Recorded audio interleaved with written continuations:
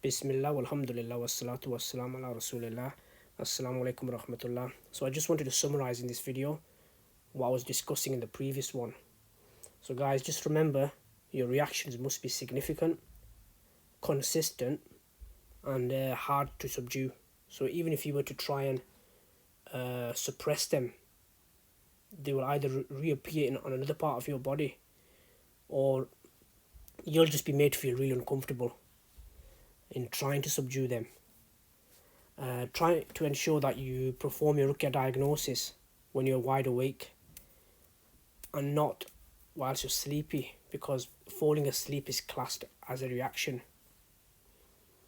Furthermore, yawning is not classed as a reaction because it's something that is disliked by Allah and it's liked by Shaitan, and as principle, the Ruqya reaction is from Allah, and that's something to keep in mind. You don't really have to memorize this long list of reactions, which are typically linked to specific spiritual diseases. Like we have found, if for instance it is common for someone to get really nauseous and start vomiting when it's cases of sihr, but not necessarily. You might just get a headache, or you might get something that's not even on this list. The point is, the deviation from your reference point needs to be clear. Yeah, you will just know that you're reacting. Furthermore, there's something known as reverse reactions, which I mentioned, I believe, in my last video, not the last one before that, where I was referring to the reference point. It is possible for you to get, it is possible for you to have a pain prior to the Ruqya diagnosis beginning. However, as soon as you begin your Ruqya diagnosis, that pain disappears. That's what we class as a reverse reaction, and that means, we class it as a reaction. It means you have deviated from the reference point. Either that pain will disappear, or it will move to another part of the body, or it will intensify. Obviously, if it intensifies, we don't call it a reverse reaction. It's just simply intensified. It's when it disappears do we classify it as a reverse reaction. I would advise you, ideally, to recite for a good 15 minutes at the very least, ideally.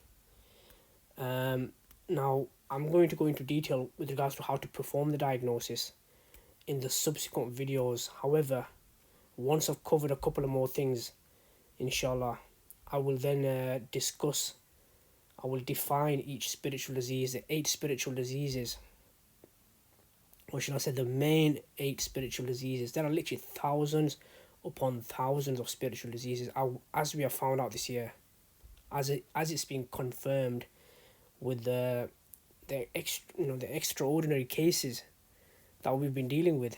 We've not been dealing with ordinary magicians or ordinary jinns.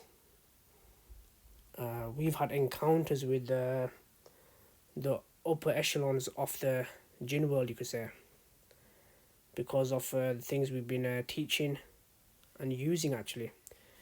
So inshallah, actually, before I move on to the next video, I just wanted to show you how my reactions typically are. So this is me. Typically my reaction are normally like this. So I must have asked something which clearly I'm reacting to, as you can see in this video.